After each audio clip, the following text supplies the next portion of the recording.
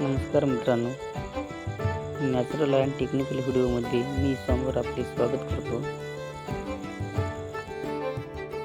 वेली जमिनीतून पाणी किती प्रमाणात शोषण करतात ते आपण या व्हिडिओमध्ये आज पाहणार आहोत. मित्रांनो, व्हिडिओला लाईक केलं नसेल तर करा लाईक, शेअर, कमेंट आणि सबस्क्राईब. झाडे किंवा वेली किती प्रमाणात पाणी शोषण करतात ते आज आपल्या डोळ्यांनी पाहता येणार आहे.